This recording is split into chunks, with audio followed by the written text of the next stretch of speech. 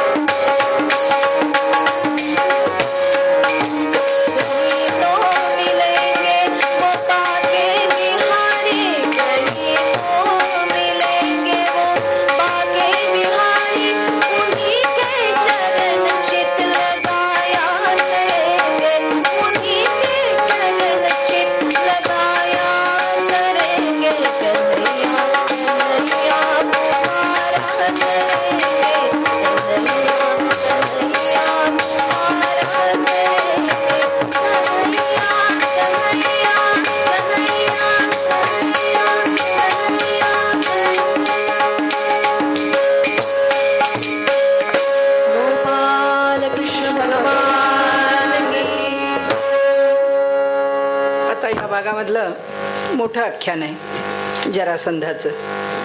म्हणाले, कंसाचा वध झाला. अस्ती आणि प्राप्ती अशा कंसाच्या 2 राण्या आहेत. पतीचा मृत्यू झालेला आहे, दुःखी झाले आहेत. आपल्या वडिलांच्या घरी आल्या. मगधराज जरासंधाच्याकडे आल्यानंतर त्यांनी काय कसं घडलं ते सांगितलं आणि आपल्या वैधव्याचं कारण सांगितल्यानंतर त्यांनी आपल्या वडिलांना सांगितलं, काहीतरी आपल्याला याच्यावर केलं पाहिजे, ज्यांनी आमचं जीवन इतकं दुःखी बनवून टाकलं. नाही म्हणाले, तुम्ही काळजी करू नका, सगळा यादव वंशच मी नष्ट करून टाकतो. या यादव वंशाला मी राहू देत नाही. 23 अक्षोहिणी सैन्य घेतलं. यदुराजांची राजधानी असलेल्या मथुरेला सगळ्या बाजूनी वेढा घातला. श्रीकृष्णांनी पाहिलं की ही सेना म्हणजे सगळा खवळलेला समुद्र आहे. आपल्या राजधानीला वेढा दिलाय, लोक भयभीत झालेत. आता काय करावं आपण? भगवान श्रीकृष्णांनी ठरवलंय, हो आपल्याला या पृथ्वीचा भार उतरवायचाच आहे. विनाशायाचे दुष्कृताम आपलं कामच आहे. त्यामुळे हे सगळे हळूहळू नष्ट झाले तर बरंच आहे. आणि त्यामुळे सगळ्या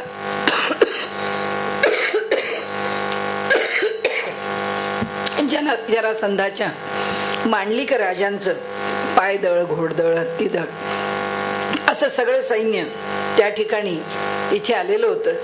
त्या सगळ्या सैन्याच्या ठिकाणी आपण काय करायचं? युद्ध करायचं. भगवंतांनी निर्णय घेतला. युद्ध हा संकल्प केल्याबरोबर संकल्पानीच भगवंताच्या सगळ्या गोष्टी होतात. तशा स्वर्गातून 2 रथ खाली उतरले. भगवंताचा रथ आला, दारुक आला. या दोघांच्या करता जी स्वर्गातली दिव्य आयुध आहेत ती त्या रथांच्या बरोबर आली. आणि त्यांनी सांगितलं की दादा, यावेळी आपण रक्षण करणाऱ्या यादवांच्या वरती मोठं संकट आलंय. पहा, आपला रथ आलाय, आपली आवडती आयुध आली आहेत, त्याच्यावर आपण आता स्वार होऊया आणि ह्या जरासंध सेनेचा संहार करूया.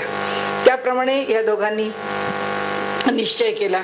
कवच धारण केली, रथात बसले, मथुरेला गेले.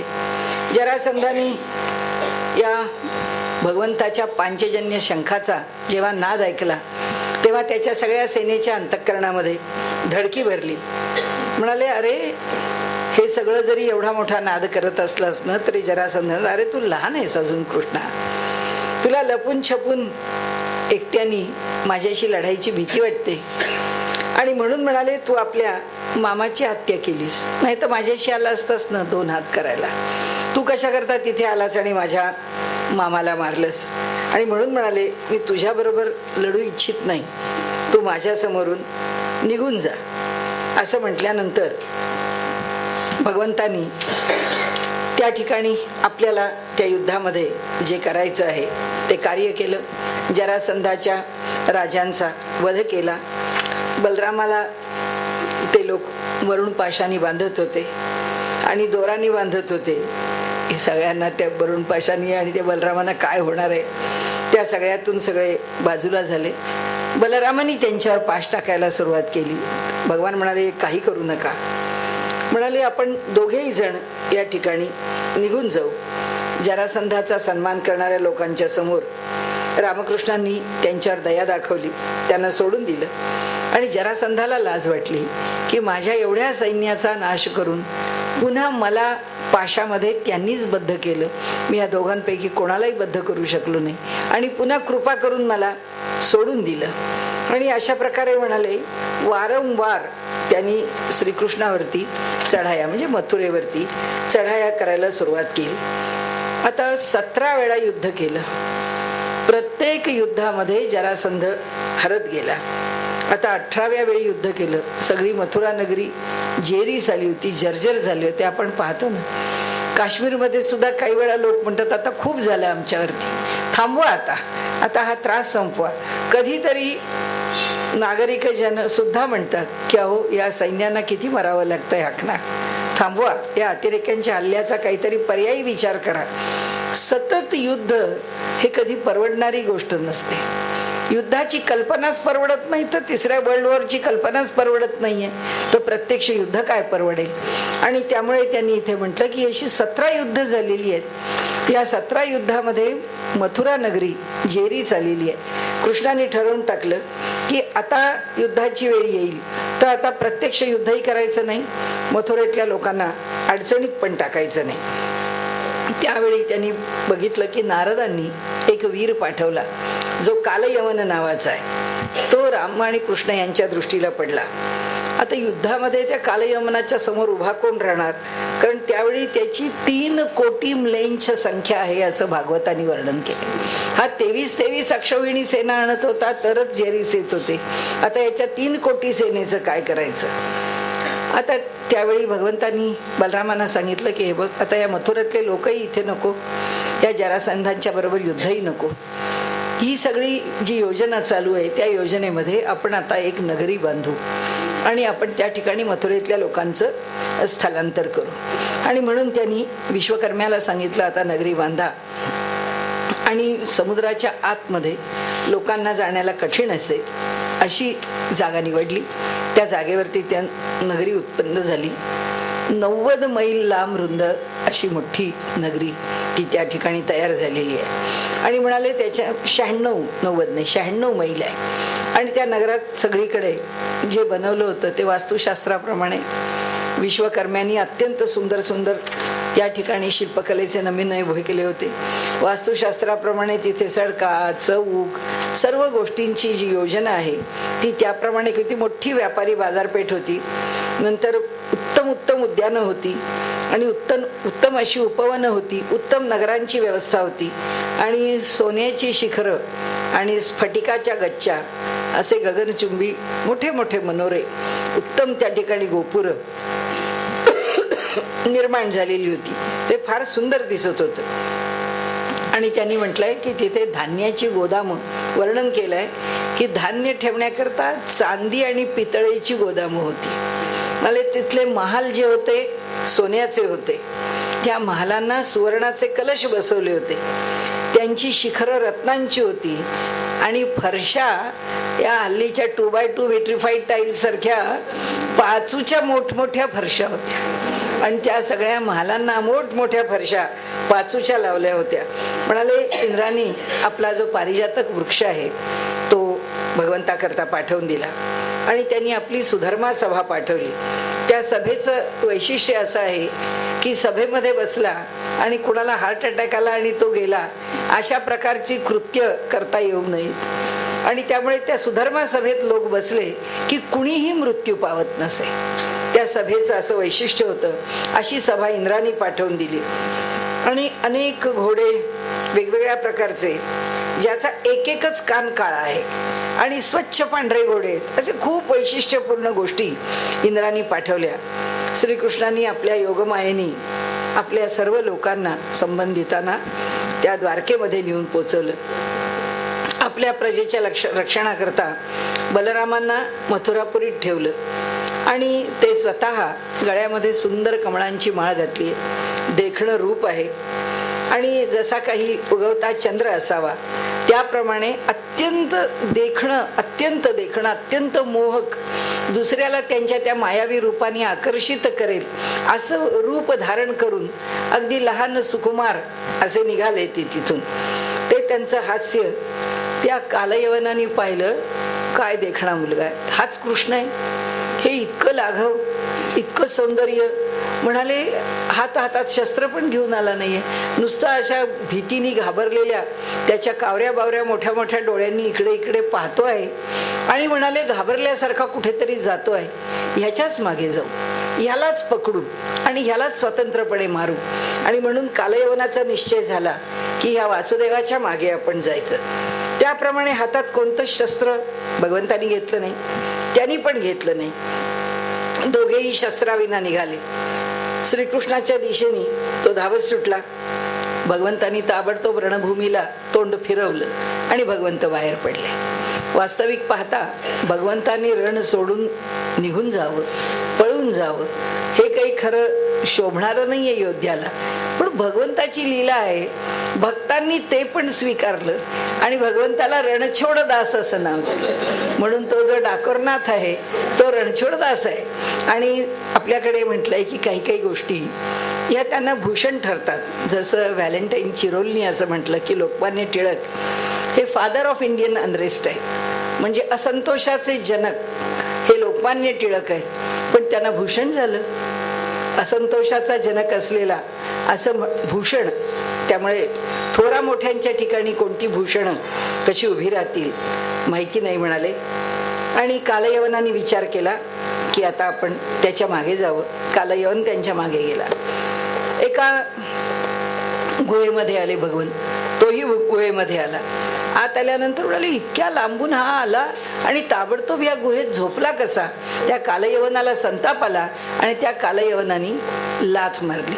लाथ मारल्याबरोबर देवदानवांच्या युद्धामध्ये थकून झोपलेले जे मुचकुंद आहेत ते एकदम जागे झाले आणि त्यांना देवांनी जो दिलेला वर होता की जर कुणी तुझी झोप त्या ठिकाणी त्या झोपेतनं उठवलं किंवा ती जर त्याच्यामध्ये व्यत्यय आणला तर तुझ्या डोळ्यासमोर किंवा तुझी दृष्टी पडताच तो भस्मसात होईल.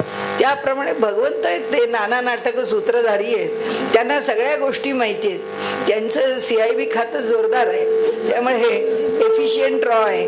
तर त्यांनी लगेच म्हणाले त्याला की लपून बसले होते भगवंत आणि पुढे आले. मुचकुंदाला म्हणाले की तू मागितला होतास ना वर, त्या वराप्रमाणे म्हणाले तुला डोळे उघडला, झोपेतनं उठलास की तुला लगेच भगवंताचं दर्शन व्हावं अशी तुझी अपेक्षा होती. त्याप्रमाणे म्हणाले मी इथे आलेलो आहे.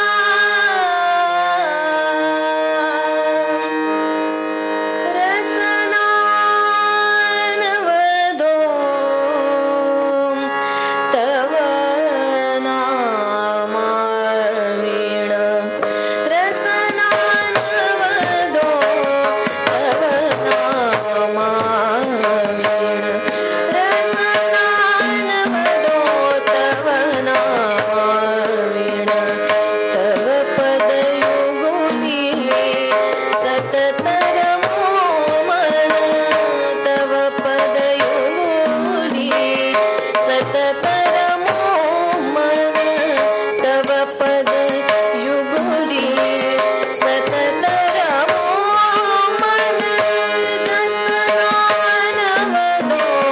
तव नामावे रसनानवदो तव नामावे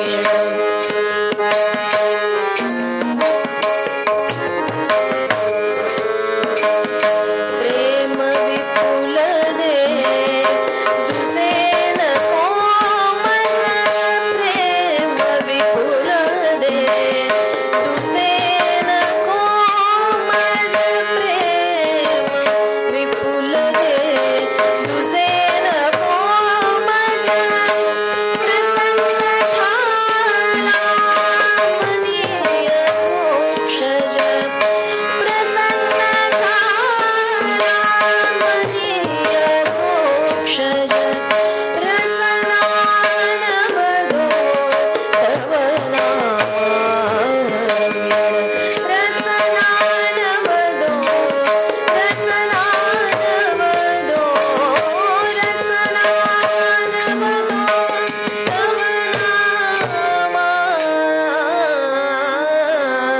नामावीण तव नामावीण गोपाल कृष्ण भगवान की जय. राजा परीक्षितांनी विचारलं, हे मुचकुंदाचं प्रकरण काय आहे, हा कोण आहे? तेव्हा शिकुमहामुनी म्हणाले की इक्ष्वाकू वंशामधल्या मांधात्याचा पुत्र आहे हा मुचकुंद. तो ब्राह्मण भक्त, सत्य प्रतिज्ञत असा मोठा श्रेष्ठ महापुरुष होता. एकदा असुरांना भ्यालेल्या इंद्रांच्या करता, आपल्या रक्षणाकरता त्यांनी मदत केलेली आहे आणि इंद्रांच्या बाजूनी तो लढला. तेवढ्या एकानी भागलं नाही, पुन्हा पुन्हा दैत्यांचे हल्ले होऊ लागले. राजा मुचकुंदानी एकदा ती प्रार्थना ऐकली आणि तो म्हणाला की राजा, तू काळजी करू नकोस, मी तुझ्या पाठीमागे उभा आहे आणि तुझ्या प्रत्येक दैत्यांच्या युद्धामध्ये मी कार्य करीन. कारण जोपर्यंत तुला सेनापती म्हणून कोणी श्रेष्ठ पुरुष मिळत नाही तोपर्यंत तुझ्या सेनेचं मी सेनापती पद चालवेन. त्यानंतर पुष्कळ दीर्घ काल गेला. त्यानंतर कार्तिकेय त्यांना सेनापती म्हणून पुढे मिळाला आणि जेव्हा कार्तिकेय सेनापती झाले देवांच्या सैन्याचे, त्यावेळी मुचकुंदाला त्यांनी सांगितलं देवतांनी की तुम्हाला, म्हणजे इंद्रांनी, की तू पुष्कळ आमच्याकरता कष्ट घेतलीस, तुला पुष्कळ त्रास झालाय, आता तुला विश्रांतीची आवश्यकता आहे, तर तू आता निश्चितपणे काही काळ उत्तम प्रकाराने व्यतीत कर. असं सांगितल्यानंतर परम यशस्वी मुचकुंदानी भगवंताला नमस्कार केला. त्यांनी सांगितलं की मला एक वर द्या की मला गाढ झोप लागू दे. आणि तो एका पर्वताच्या गुहेमध्ये जाऊन झोपला आणि म्हणाले कुणीही मला माझ्या झोपेत अडथळा आणू नये. देवानी सांगितलं की हे बघा, जर तुला अजाण माणसानी जर चुकून जाग केलं तर तुझ्या दृष्टीला पडला की तो लगेच भस्मसात होईल.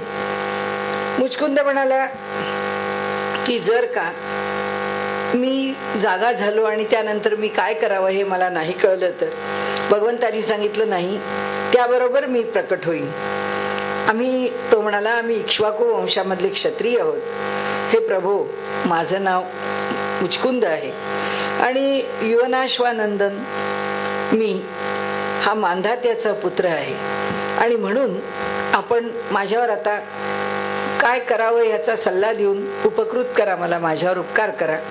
भगवंतांनी सांगितलं की मी तुला सांगतो की मी जेव्हा वसुदेवाच्या घरामध्ये अवतार घेतला आहे तेव्हाच मला तू कुठे आहेस हे माहिती आहे आणि मला माझ्या कार्यामध्ये तुझा उपयोगही कसा करून घ्यायचा आहे हे माहिती आहे. आणि म्हणून मी तुला सांगतो की कालनेमी नामाचा जो प्रलंब आहे किंवा इतर जे राक्षस आहेत त्या सगळ्यांनीच आता जन्म घेतलेला आहे आणि त्याच्यामधल्या कंसाचा वध मी जो केला तो कंस हा पूर्वीचा कालनेमी आहे. आणि म्हणून म्हणाले या साधुद्रोही असुरांचा नाश करताना हा कालयवन सुद्धा जो आहे तो तुझी दृष्टी पडताच तो भस्म झाला. तुला जी शंका आली ना त्याचं स्मरण आता तुला नाहीये, पण म्हणाले त्याप्रमाणे तो भस्म झालेला आहे. आणि म्हणून भगवान श्रीकृष्णांनी असं जेव्हा सांगितलं तेव्हा मुचकुंदाला गर्गांच्या वाणीचं स्मरण झालं. तो म्हणाला की अरे, जेव्हा तू जागा होशील तेव्हा तुझ्या पुढे भगवंताचं तुला प्राकट्य झालेलं दिसेल. म्हणजे याचा अर्थ माझ्यासमोर प्रकट झालेले श्रीकृष्ण हे नारायणच आहेत याची आता मला खात्री पटली. आणि मग त्यांनी विचारलं, आणि आता प्रत्येक ठिकाणी प्रत्येकाच्या भगवंताच्या दर्शनानंतर भागवतामध्ये खूप मोठी स्तुती आहे. त्या सर्व स्तुतीमध्ये तत्वज्ञान, त्या सर्व स्तुतींमध्ये जगाची स्थिती, भगवंताचा अधिकार, त्याचं सामर्थ्य, त्याचं कर्तृत्व, या सगळ्या त्याचा महिमा, या सर्व गोष्टी त्या सूक्तांमध्ये, त्या स्तोत्रांमध्ये, त्या श्लोकांमध्ये गुंफलेल्या आहेत. आणि त्यामुळे ती भरपूर असलेली ती जी सूक्त आहेत किंवा स्तोत्र आहेत त्याचा म्हणून आपण फारसा हे घेत नाही परामर्श, आपण पुढे जातो. तशीच स्तुती त्यांनी केलेली आहे मुचकुंदानी. आणि त्यांनी सांगितलं की मी आता काय करू. तर भगवंतांनी सांगितलं, माझी तुला आज्ञा एकच आहे.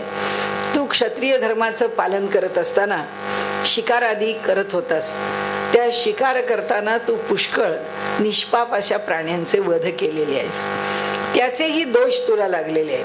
आणि म्हणून एकाग्र चित्ताने तू माझी उपासना कर आणि तपश्चर्येने ते दोष धुवून टाक.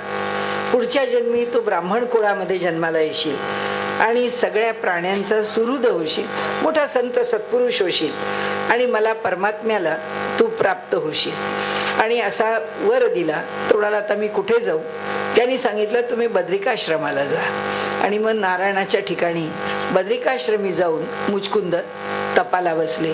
आणि हे जरासंधाचं अर्ध आख्यान आपलं संपलं. पुढचं आख्यान नंतर पुढे येईल. जग में सुंदर तेरो नाम, चाहे कृष्ण हो या श्याम. जग में सुंदर तेरो नाम, चाहे कृष्ण हो या राम. बोलो राम राम राम, बोलो श्याम श्याम श्याम. बोलो राम राम राम, बोलो श्याम श्याम श्याम. जग में सुंदर तेरो नाम, चाहे कृष्ण हो या राम. बोलो राम राम राम, बोलो श्याम श्याम श्याम. बोलो राम राम राम, बोलो श्याम श्याम श्याम. बोलो राम राम राम, बोलो श्याम श्याम श्याम. बोलो राम राम राम, बोलो श्याम श्याम श्याम. बोलो राम राम राम, बोलो कुंडली वरदा विठ्ठल गोपाल कृष्ण भगवान की जय. आता जे आख्यान आहे ते रुक्मिणी स्वयंवराचं आख्यान आहे. त्यामध्ये हे आख्यान सुरू होताना म्हणाले, आता हे जे जरासंधाचं आख्यान आहे त्याच्यामधला थोडा भाग त्या आख्यानामध्ये येतो आणि मग आख्यान सुरू होतं. आता श्रीकृष्णाने त्या इक्ष्वाकू वंशनंदन मुचकुंदावरती कृपा केली आहे. त्यांनी भगवंताला प्रदक्षिणा घालून नमस्कार केला. तो गुहेच्या बाहेर पडला. त्यांनी बाहेर येऊन पाहिलं तर कलियुग आलेलं आहे. आपण कोणत्या युगामध्ये आत गेलो, झोपलो आणि आता कलियुग जाणून तो आता उत्तर दिशेकडे निघून गेला. तपश्चर्येला जाऊन बसला. जे नरनारायणांचं निवासस्थान आहे त्या गंधमादन पर्वतावरती गेला आणि तिथे जाऊन भगवंताची आराधना करू लागला. आता भगवंत तिथून परत आले, मथुरापुरीला आले. कालच यवनाच्या सैन्याने अजून वेढा दिलेला आहे. त्या ठिकाणी आल्यानंतर त्यांनी त्या म्लेच्छांच्या सेनेचा संहार केला. त्या सगळ्यांचं धन गोळा केलं. ते सगळं घेऊन ते द्वारकेला आले. जेव्हा श्रीकृष्णांच्या आज्ञेप्रमाणे माणसांवर आणि बैलांवर लादून ते धन न्यायला लागले त्यावेळी पुन्हा जरासंध 23 अक्षौहिणी सैन्य घेऊन समोर आला. शत्रू सैन्याचा प्रचंड वेग पाहिला. राम आणि कृष्ण त्याच्या समोरून पुन्हा वेगाने पळायला लागले. निर्भय असून सुद्धा आपण फार भ्यायलो आहे असं नाटक करत ते त्या ठिकाणी ते सगळं धन तिथेच सोडलं आणि पुष्कळ अंतरपर्यंत त्यांनी पायात जोडे आधी काही न घालताच अनवाणी पायाने धावत आहेत. आता हा महाबलवान मगध राजा जेव्हा ते पळून जात आहेत हे पाहतोय तेव्हा मोठ्याने हसायला लागला. म्हणाले आपल्या रथदळाने त्याचा वेगाने पाठलाग करायला लागला. म्हणाले आपण ईश्वर स्वरूप आहात किंवा काय मला काही माहित नाही. लोक पुष्कळ काही काही म्हणतात पण मी काही हे मानत नाही. आणि त्यामुळे पुष्कळ लांबपर्यंत हे दोघे जेव्हा गेले तेव्हा थकले होते आणि आता कुठे आसरा घ्यायचा. मग हा मगधाधीश पाहतच होता. उंच अशा त्या प्रवर्षण पर्वतावरती ते चढले. तिथे नेहमीच पाऊस पडतो वर्षाचे 12 महिने. तिथे हे लपून राहिले तर आपला ठाव ठिकाणा लागणार नाही, कारण एवढ्या भरपूर पावसामुळे तिथे पुष्कळ वृक्षराजी आहे. त्याच्यामध्ये आपण कुठेही लपलो तर याला कळणार नाही जरासंधाला, असं म्हणून ते त्या ठिकाणी थांबले. तिथे पोचतायत न पोचतायत तो जरासंध म्हणाला हे जर सगळे वृक्षच पेटवून दिले तर ह्याच्यात होरपळून हे दोघे जण मरून जातील. पण म्हणाले जेव्हा त्यांच्या लक्षात आलं की हा पर्वत पेटवायला निघतो आहे त्यावेळी खाली पेटलाच तो. आग सगळी वर आली. उंच पर्वतावरच्या त्या जळत्या कड्यावरून इथे वर्णन केले भागवतांनी की 44 कोस उंच असं वर्णन केलंय की खूप उंच, एवढं आपण धरायला काही हरकत नाही. एवढ्या उंच पर्वतावरून भगवंतांनी जमिनीवरती उडी मारली आणि ते दोघे जण निघून गेले आणि द्वारकापुरीमध्ये परत आले.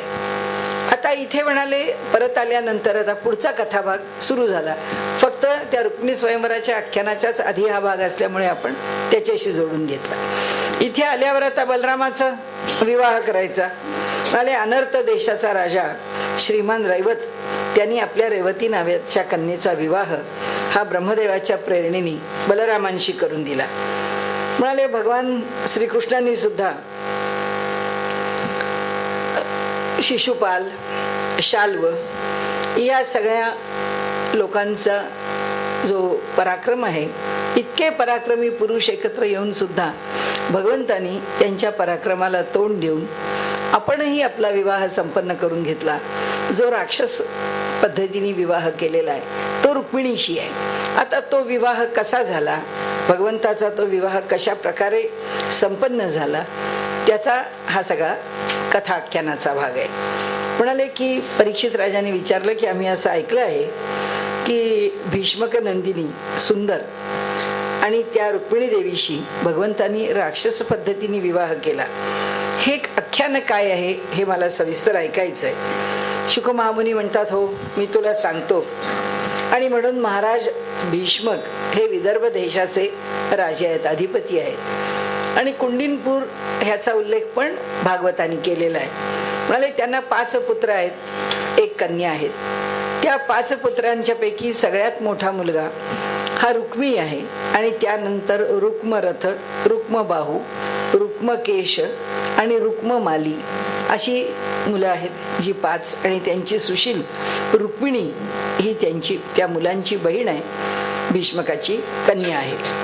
रुक्मिणी राजवाड्यामध्ये येणारे जे अतिथी आहेत त्या अतिथींच्या तोंडून भगवान श्रीकृष्णाचं सौंदर्य, त्यांचा पराक्रम, गुण, त्यांचं वैभव या सगळ्याबद्दल पुष्कळ प्रशंसा तिने ऐकलेली आहे. आणि तिने असा निश्चय केला की आपला विवाह करायचा तर तो आपण श्रीकृष्णांशीच करायचा, दुसऱ्या कोणाशी नाही. भगवान श्रीकृष्णांनी सुद्धा बुद्धी, लक्षणं, उदारता, सौंदर्य, शील या सर्व बाबतीमध्ये रुक्मिणी अतिशय उत्तम आहे, सर्व गुणांमध्ये अद्वितीय आहे. आणि म्हणून आपण तिच्याशी विवाह करायचा असा निश्चय केला. आपल्या बहिणीचा विवाह सुद्धा श्रीकृष्णाशी व्हावा असं धाकट्या 4ही भावांना वाटत होतं. पण एकटा रुक्मी असा होता की त्याला असं वाटत होतं की त्याचा विवाह शिशुपालाशी व्हावा. आता जेव्हा रुक्मिणीला समजलं की याच्या मनामध्ये माझा विवाह शिशुपालाशी करून द्यायचा आहे त्यावेळी त्यांना काही बरं वाटे ना त्या 4 भावांना. रुक्मिणीलाही मन तिचं खट्टू झालं, नाराज झालं, उदासीन झालं. ती म्हणाली आता काय करावं आपण, कारण हे अशा प्रकारे हा हट्टी आहे, माझ्या वडिलांचं ऐकत नाही, वडिलांना नेहमी अडचणीत आणतो, माझ्या भावांचं पण ऐकत नाही आणि तो माझं सुद्धा काही ऐकणार नाही, तर तो जे म्हणेल तेच आम्हाला ऐकावं लागेल. मग काय करावं म्हणून तिने एक आपल्याकडून योजना केली. विश्वासपात्र असा तिच्या ओळखीचा सुदैव नावाचा ब्राह्मण आहे. त्या ब्राह्मणाला तिने सांगितलं की तुम्ही श्रीकृष्णाकडे ताबडतोब जा, कारण हा शिशुपाल आता बहुतेक विवाह करता निश्चित करून हा रुक्मी फार काळ काही मुहूर्ताला वेळ घालवणार नाही. त्याप्रमाणे जेव्हा ब्राह्मण द्वारकापुरीमध्ये पोचला आणि त्याला द्वारपाल आले, त्यांनी पाहिलं, विचारलं काय पाहिजे, श्रीकृष्णांची कामं, इतक्या लांबून आलोय वगैरे वगैरे. त्यांनी सगळं सांगितलं. भगवान श्रीकृष्ण सोन्याच्या सिंहासनावर बसलेले, ते ब्राह्मणांचे परम भक्त आहेत. त्यांनी पाहिलं की कुणी ब्राह्मण आला आहे. ते आपल्या आसनावरून उतरले, खाली आले, त्याला आपल्या आसनाजवळ बसवून घेतलं. देवानी भगवंताची पूजा जसे भक्त करतात तशी त्यांनी त्याची पूजा केली. ब्राह्मणाचं भोजन झालं, विश्रांती झाली आणि संतांचं आश्रयस्थान असलेले भगवंत हे त्याच्या जवळ गेले आणि त्यांना म्हणाले, आपण शांत राहा, मी आपले पाय चेपतो आहे म्हणून आपण संकोच करू नका, मी आपली सेवा करण्याकरता आपल्या इथे आलो आहे.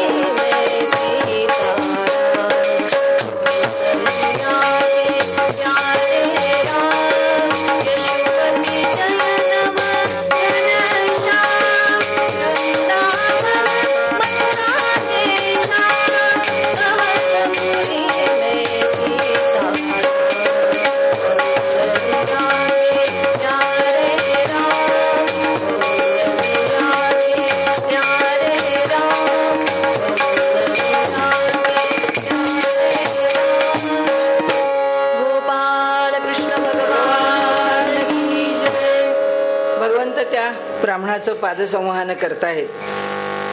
आपलं चित्त संतुष्ट आहे ना, असं त्यांनी त्या ब्राह्मणाला विचारलं. म्हणाले, आपल्या पूर्वजांपासून चालत आलेला जो आपला धर्म आहे त्या धर्माचं पालन करण्यात तर आपल्याला काही अडचण नाही ना. म्हणाले, जे काही ब्राह्मणाला मिळेल त्यात जर ब्राह्मण संतुष्ट राहिला आणि जर तो आपल्या धर्मापासून च्युत झाला नाही तर म्हणाले भगवंत त्याच्या सगळ्या कामना पुऱ्या करतो. त्यांनी भगवंतावर फक्त श्रद्धा ठेवावी. म्हणाले, असंतुष्ट मनुष्य जो आहे तो देवांचा राजा झाला तरी सुद्धा तो कधी समाधानी होऊ शकत नाही, परंतु संतुष्ट मनुष्य मात्र म्हणाले त्याला काहीही नसलं तरी तो सर्व तापांच्या पासून मुक्त असतो. असं भगवंत आपल्याकडून ब्राह्मणाशी बोलतायत. म्हणाले, आपल्याला सर्व प्रकारचं सुख आहे ना. ज्याच्या राज्यामध्ये प्रजा सुखी आहे आणि त्यांचं सुखाने पालन होतं, ती आनंदाने राहते आणि तो राजा प्रजेला प्रिय असतो. आता म्हणाले, आपण मला सांगा, मी आपल्याशी प्रास्ताविक केलं बोललोय, आता म्हणाले मला सांगा की आपण कुठून आलात, कोणत्या हेतूने आलात, काय इच्छा मनात धरली आहे आणि एवढा लांबचा मार्ग आक्रमण करून तुम्ही कोंडिनपुराहून या ठिकाणी काठेवाडामध्ये आलात. हे अंतर काही थोडं नाहीये. आणि म्हणाले, इथे जर काही विशेष न सांगण्यासारखं काही असेल तर मला जरूर सांगा. तर म्हणाले, मी आपलं काय काम करावं, आपलं काय प्रिय करावं. म्हणाले, ह्या भगवंताच्या ठिकाणी आता आपला विषय कसा मांडायचा. तर त्यांनी आपलं सरळ सांगितलं. म्हणाले, मी रुक्मिणीने मला जे सांगितलं ते मी आपल्याला सांगतो. तिने मला बोलावून घेतलं. तिने एक पत्र माझ्या जवळ दिलंय आणि ते पत्र घेऊन तू श्रीकृष्णांच्याकडे जा आणि त्यांना हे पत्र दे, असा तिने मला जेव्हा निरोप दिला आणि मला येण्याची आज्ञा दिली त्याप्रमाणे म्हणाले मी आलेलो आहे. असं रुक्मिणीने म्हणाले म्हटलंय की हे एक 7 श्लोकाचं पत्र आहे. मी काही म्हणाले पाहिलेलं नाहीये, पण ते श्रीकृष्णांच्या ठिकाणी दिलेलं आहे ते आपण त्यांना पोचवा असं त्यांनी सांगितलं. श्रीकृष्णांनी सांगितलं की ठीक आहे, आपण मला वाचून दाखवा काय आहे. श्रीकृष्णांच्या आज्ञेवरून इथे त्यांनी म्हटलंय की भगवंतांनी त्यांना आज्ञा केली की ते पत्र मला वाचून दाखवा. त्या पत्रामध्ये असं म्हटलंय रुक्मिणीनी की ती म्हणते की हे त्रिभुवन सुंदरा, म्हणाले ऐकणाऱ्यांच्या कानामार्फत मी आपले खूप गुण ऐकलेले आहेत. त्यांच्याकडून मला आपल्याला प्रत्यक्ष पाहिलं नाही तरी सुद्धा आपलं रूप मी डोळे असणाऱ्या जीवांच्या ठिकाणी, म्हणाले मी सर्व पुरुषार्थांनी ज्यांनी ज्यांनी आपल्याला प्राप्त करून घेतलंय त्यांच्या मार्फत सुद्धा मी आपल्याला प्राप्त केलंय. आपल्या गुणांचं जे सौंदर्य आहे ते वर्णन ऐकून म्हणाले माझ्या अंतःकरणामध्ये सर्व प्रकारचा संकोच दूर होऊन मी आपल्याला माझ्या हृदयामध्ये स्थान दिलेलं आहे. आणि त्यामुळे म्हणाले हे मुकुंदा, हे पुरुषोत्तमा, कुलशील, स्वभाव, सौंदर्य, विद्या, वय, द्रव्य अशा कोणत्याच बाबतीमध्ये आपण कमी नाही, किंबहुना आपण अद्वितीय आहात. आपल्यासारखं कोणीच नाही. त्यामुळे सर्वांचं मन मोहवणाऱ्या आपल्यासारख्यांच्या ठिकाणी कोणतीही कुलवती आणि धैर्यशाली अशी जर कन्या असेल तर ती आपल्याला विवाहासाठी पती म्हणून योजलं तर आपल्याला सांगणार नाही का? ती नक्कीच धैर्यशाली आहे, ती आपल्यापर्यंत पोहोचवेल. पुढे ती म्हणते की प्रभो, मी आपल्याला पती म्हणून वरलंय, मी माझं सर्वस्व आपल्याला अर्पण केलंय, आपण इथे येऊन माझा पत्नी म्हणून स्वीकार करावा अशी माझी इच्छा आहे. हे कमल नयना, म्हणाले आपण वीर आहात, वीराचा हा भाग आहे. आणि भाग म्हणजे वाटा.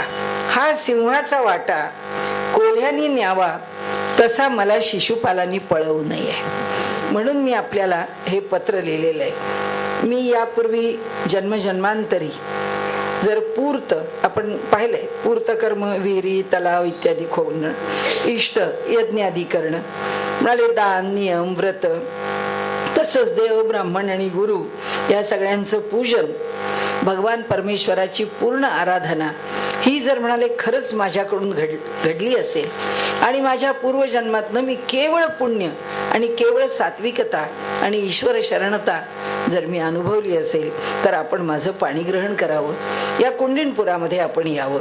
शिशुपाल इतरांनी नको असं तिने सांगितलंय. म्हणाले मला नको आहे कोणाशी लग्न करणं, मला त्यांच्याशी विवाह व्हावा असं मला वाटत नाही. म्हणाले हे अजिता, भगवंताला ती म्हणते की मी आपल्याला योजना देते. विवाहाच्या आदल्या दिवशी आपण आमच्या राजधानीमध्ये गुप्त रूपाने या आणि नंतर आपण बघाल की तिथे शिशुपाल आपल्या सेनापतींच्या सहित आणि जरासंधाची सेना, प्रचंड मोठी सेना घेऊन तो तिथे येईल. तर आपण इथे गुप्त रूपाने या, ह्या सगळ्या सेनेला उद्ध्वस्त करून टाका, आपल्या शौर्याचं मोल द्या आणि राक्षस विधीने माझं पाणी ग्रहण करा, आपण मला घेऊन जा. आपण जर मला विचारत असलात की अंतःपुरात असणाऱ्या माझ्या बंधूंना न मारता मी विवाह कसा करू शकेन, तर मी आपल्याला म्हणाले एक उपाय सांगते. विवाहाच्या आदल्या दिवशी आमच्याकडे कन्या म्हणजे नववधू आणि सौभाग्यकांक्षिणी कन्या म्हणाले जाते कुठे, तर आमच्या जवळ एक कुलदेवता आहे, त्या गिरिजा कुलदेवतेचं दर्शन घेण्यासाठी मोठी मिरवणूक निघते. त्या मिरवणुकीने त्या कन्येला त्या मंदिरापर्यंत नेलं जातं आणि त्यामधून मी नववधू ही बाहेर पडेन आणि त्या गिरिजा देवीच्या मंदिरामध्ये मी जाईन, त्या ठिकाणी तिची पूजा करीन. म्हणाले हे कमलनयना, शंकरासारखे मोठे मोठे देव सुद्धा आत्मशुद्धीसाठी आपल्या चरण कमलांच्या धुळीचं स्नान करू इच्छितात. मी तर म्हणाले आपला जो प्रसाद प्राप्त करू शकले नाही, कारण मी आपली उपासना करून आपल्याला आजवर भेटले नाहीये.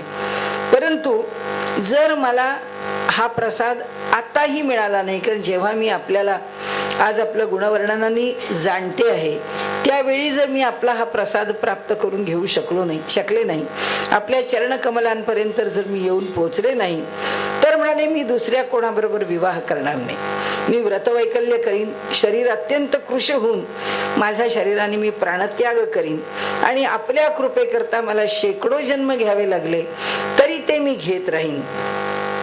तर त्या ब्राह्मणाने सांगितलं की हा रुक्मिणीचा आपल्याला पाठवलेला गुप्त संदेश आहे आणि हा ज्ञात जगामधला हा गुप्त संदेश म्हणजे हे पहिलं प्रेमपत्र आहे की जे रुक्मिणीने भगवंताला पाठवलेलं आहे. म्हणाले मी हा आपल्याकडे घेऊन आलो, या संबंधाने आपल्याला जे करायचं असेल त्याबद्दल आपण विचार करा आणि ताबडतोब त्यानुसार कार्यवाही करा.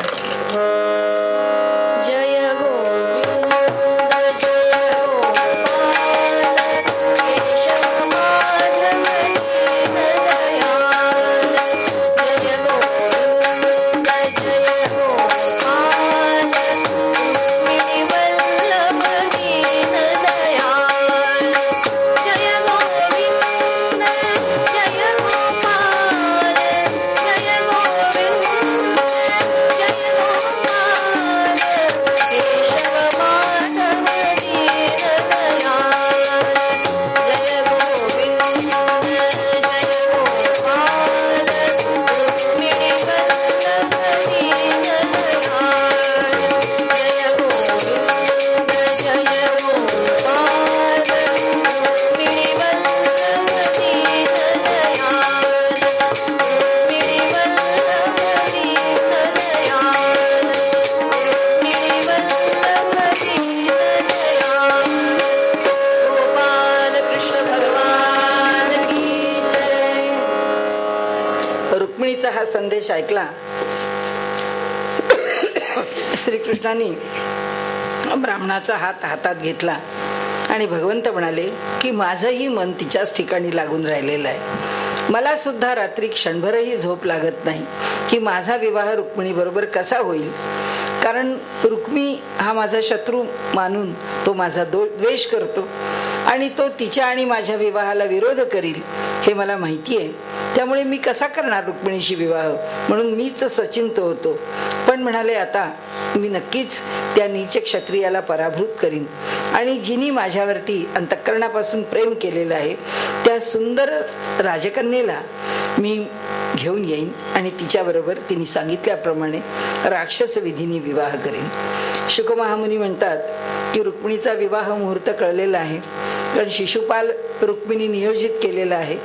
त्याकरता तिथे कुंडिनपुरामध्ये विवाहाची तयारी चालू आहे आणि त्या दृष्टीने जर लवकर पावलं नाही उचलली तर योग्य वेळी आपण कसे पोचू, काठेवाडातून जायचं आहे भगवंताला. त्यांनी सांगितलं की दारुका आपला रथ तयार कर, 5 घोडे जोड त्याला. त्या 4 घोड्यांची इथे नावं आपल्या समोर आहेत. म्हणजे शैब्य, सुग्रीव, मेघपुष्प आणि बलाहक असे 4 घोडे त्या रथाला जोडलेले आहेत. तो रथ समोर आणून उभा केला आहे. दारुक हात जोडून भगवंताच्या समोर उभा आहे. म्हणाले भगवंतांनी त्या सुदैव ब्राह्मणाला सांगितलं की आधी या रथामध्ये आपण चढा, आपला मान आहे, आपण बसा, मग मी चढतो. त्याप्रमाणे त्या वेगवान घोड्यांच्या साह्याने भगवंत निघाले. एका रात्रीत काठेवाडाहून विदर्भ देशात येऊन पोचले. आपल्या नागपूर जवळ, अमरावती जवळ, कारण तिचं मंदिर आहे ना तिथे. तर तिथे आले. पुत्रप्रेमामुळे ह्या कुंडीन नरेश भीष्मक त्यांना असं वाटतं रुक्मिणीशी कुठे वाईटपणा घ्यावा. आपल्याला जरी पटत नाहीये की रुक्मिणी ही शिशुपालाला द्यावी, हे आपल्याला पटत नाही, आपल्या उरलेल्या 4 पुत्रांनाही पटत नाही, तरी काय करावं. त्यामुळे शिशुपालाला द्यायचं निश्चित करून तेही विवाहाची तयारी करण्यामध्ये जोडले गेलेले होते. चालला होता विवाहाच्या तयारीची जोराजोरामध्ये कार्यवाही सुरू होती. म्हणाले नगरातले राजमार्ग, चौक सगळं झाडून साफ केलं होतं. सडा संमार्जन, रांगोळी, ध्वज, पताका, तोरणं सगळी बांधली गेली. स्त्री पुरुष सुद्धा आता काय लग्न जवळ आलेलं आहे, सगळ्यांच्या खरेद्या जोरदार झाल्या. उत्तम उत्तम वस्त्र प्रावरण सगळ्यांनी गोळा केली. सगळे सुसज्ज झाले, लग्नाकरता तयार झाले. विवाहाची तयारी पूर्ण झाली. म्हणाले राजा भीष्मकानी देव पितर आणि ब्राह्मणांचं विधीपूर्वक पूजन केलं, पुण्याह वाचन केलं, ब्राह्मण भोजन घातलं. आपल्याकडे इथे देवदेवक ज्याला म्हणतात किंवा इतर ठिकाणी देव ब्राह्मण असं म्हणतात की पहिल्यांदा विवाहाच्या आधी देव ब्राह्मणांचा सत्कार आणि त्यांचं पूजन आणि मग विवाह विधीनं सुरुवात. म्हणाले आता राजकुमारी रुक्मिणीला मंगल स्नानं घातली गेली. आपल्याकडे अजून सुद्धा तशी नाणी इतर ठिकाणी पुण्यामध्ये वगैरे आता काही राहिलं नाही, नाहीतर लग्नाच्या आधी घरामधल्या लोकांचं नाण्याचे कार्यक्रम जोरदार असतात. म्हणाले त्या कन्येला सुद्धा आई वडिलांच्या बरोबर, तिच्या भावंडांच्या बरोबर त्या सगळ्यांना पाठ मांडून सगळेजण मोठ्या कौतुकाने त्यांना अभ्यंग घालतात, अभ्यंग स्नान करवतात आणि एक मजा असते. आणि तो जो विधी आहे त्या विधीने म्हणाले तिला मंगल स्नान घातलं, तिच्याकरता 2 नवीन वस्त्र दिली आणि अंगावरती उत्तमोत्तम अलंकार घातले. श्रेष्ठ ब्राह्मणांनी म्हणाले साम, रुक आणि यजुर्वेद याच्यातल्या मंत्रांनी तिच्याकरता रक्षक कवच तयार केलं. तसंच अथर्ववेदाच्या विद्वानांनी ग्रहशांतीसाठी हवन केलं. शास्त्र जाणणाऱ्या राजांनी या विवाहाच्या निमित्ताने सोनं, चांदी, वस्त्र, तिळगुळ आणि गायी ब्राह्मणांना दान दिल्या. अशा प्रकारे म्हणाले इथे तयारी चालू आहे भीष्मकाची. तिथे सुद्धा चेदी नरेश दमघोषांनी सुद्धा आपला पुत्र शिशुपाल ह्याचा विवाह करायचा आहे. त्यासाठी मंत्रज्ञ ब्राह्मणांच्याकडून विवाहासंबंधीचे संस्कार करून घेतले, मंगलविधी झाले. त्यानंतर तो पुष्कळ हत्तींचा मोठाच्या मोठा तांडा, सगळे मदानी जो रस उघळतो आहे असा सगळ्या पृथ्वीला गंधित करणारे असे जे हत्ती आहेत, अशा हत्तींचा मोठाच्या मोठा कळप, त्याच्यामध्ये त्या सगळ्यांना उत्तम असे सुवर्ण अलंकार, त्याच्यावरती सुंदर सुंदर अंबाऱ्या आणि त्याच्यावरती बसून हे शिशुपालाच्या बाजूनी दमघोषांनी आपल्या नातलगांना, आपल्या इष्टमित्रांना, सगळ्यांना त्या विवाहासाठी आमंत्रण दिलंय. त्या सगळ्यांना घेऊन तो निघालेला आहे. त्यांनी असं वर्णन केलंय की ह्या सोन्याच्या हारांनी सजलेले सगळे जे रथ आहेत, पायदळ आहे, घोडेस्वार आहेत, या सगळ्यांना घेऊन हा शिशुपाल तिथे येऊन पोचलाय. विदर्भ राजा भीष्मकानी त्यांना सामोरं जाऊन त्यांचं स्वागत केलंय. प्रथेनुसार त्यांचं पूजन केलंय, आपण ज्याला मधुपर्क म्हणतो. आणि आज आपण सीमांत पूजन करतो, म्हणजे सीमेवरती जेव्हा वर घोड्यावर बसून येतो तेव्हा तिथेच त्याचं स्वागत केलं जातं, मग त्याला आणलं जातं, मग मधुपर्क आदी विधी होतात. तसे त्याप्रमाणे म्हणाले त्याच्यासाठी हा सगळा निश्चित केलेला उतरण्याचा, त्यांच्या लोकांच्या व्यवस्थेचा, त्यांच्या मित्रमंडळींच्या निवासाचा सगळा काही जो सरंजाम आहे तो अगदी उत्तम जय्यत तयार होता. त्यांच्या निवासाची तयारी झालेली होती. त्या सगळ्यांना आपापल्या ठिकाणी उतरवलं. आता शिशुपालाच्या बरोबर शाल्व, जरासंध, दंतवक्र, विदुरथ, पौंड्रक आणि असे त्याचे हजारो मित्र राजे त्या ठिकाणी आलेले होते. आता हा जो विवाह विधी आहे, हा विवाह विधी कुठून आला, कसा संपन्न झाला?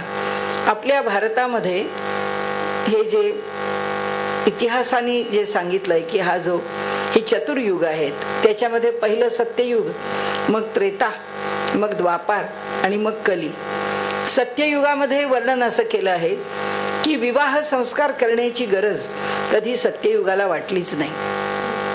न राजा नैव राज्यासीत, न दंड्यो न च दांडिका, धर्मेणैव प्रजा सर्वा रक्षन्ति स्म परस्परम. म्हणाले सत्ययुगामध्ये ना राजा होता, ना राज्य होतं, ना अनुशासक होता, ना अनुशासनाची आवश्यकता होती. सर्व लोक सत्ययुगामधले धर्मेणैव प्रजा सर्वा रक्षन्ति स्म परस्परम, धर्माचं अनुसरण करून, आपापल्या धर्माचं अनुसरण करून सगळी प्रजा ही आपल्याच शिस्तीमध्ये, सेल्फ डिसिप्लिन, स्वयंशिस्तीनीच राहत होती. त्यामुळे विवाह करण्याची आवश्यकता नव्हती, संकल्पानेच विवाह होत होता आणि तो संकल्प आयुष्यभर मान्य केला जात होता. म्हणजे ते बंधन म्हणून नाही, तो आपल्याकडनं आपण स्वीकारलेलं हेच गृहस्थाश्रमाचं स्वरूप आहे. मग नंतर त्रेतायुग आलं. त्रेतायुगामध्ये आता प्रभू रामचंद्रांच्या विवाहाची वेळ आली. ते जेव्हा मिथिला नगरीमध्ये गेले, तो जो पण आहे स्वयंवराचा तो जिंकला गेला. आता त्यांचा विवाह करायचा आहे. तर त्यावेळी ही जी समाज व्यवस्था आहे ती जरा पुढे आली. समाजामध्ये माणसं ही आपल्या प्रवृत्तीने थोडी बदलायला लागली. पापाचरणाची प्रवृत्ती थोडी थोडी मूळ धरायला लागली होती त्रेतायुगामध्ये. आणि त्यामुळे माणसांना अनुशासनाची आवश्यकता निर्माण झाली. त्या आवश्यकतेमुळेच राजा आला. म्हणून तर हा सूर्यवंश आला, इक्ष्वाकूंचा वंश. त्या वंशामध्ये एक एक एक एक राजे पुढे होत गेले. आता प्रभू रामचंद्रांच्या विवाहाच्या वेळी या विधींची रचना झाली. विवाह करताचे मंत्र रचले गेले. ते रचले वसिष्ठांनी आणि त्या मंत्रांप्रमाणे प्रभू रामचंद्रांच्या विवाहाचा विधी निश्चित झाला. आणि त्या विधींनी प्रभू रामचंद्रांचा विवाह केला गेला. आणि रामचंद्रांच्या विवाहापासून आजपर्यंत आपण सगळे त्याच पद्धतीने विवाह संपन्न करतो. ही जी परंपरा आहे ही प्रभू रामचंद्रांच्या विवाहापासून आहे. आता आमचा विश्वास नाही म्हणून कोणी कॉन्ट्रॅक्ट मॅरेजेस, तर कुणी आपल्या आपल्या पद्धतीने लिव्ह इन रिलेशनशिप, हे सगळं आता पुष्कळ पुढे चाललंय. आणि त्यामुळे संस्कार नावाची गोष्ट आज लोकांना आवश्यक वाटत नाही. संस्कार नावाची गोष्ट आवश्यक नाही वाटली तर त्यात सत्ययुगासारखे नाही संस्कार केले तरी चालतील. कारण यांची कॉन्ट्रॅक्ट मॅरेजेस आधी 4-5 वर्षाची ठरतात. ते कॉन्ट्रॅक्ट त्यांचं त्याच्या आधीच वर्षभरात मोडून जातं. विवाह शिल्लकच राहत नाही. आणि त्यामुळे या ठिकाणी त्यांनी जे म्हटलंय की हा जो विवाह आहे हा विवाह विधी इतका पूर्वीपासून आलेला आहे आणि तो प्रत्येक युगायुगामध्ये, तो आता कलियुगापर्यंतही तो तसाच चालत आलाय. त्याच्या इथे म्हणाले आता राम आणि कृष्ण ह्या शिशुपालाचे शत्रू आहे.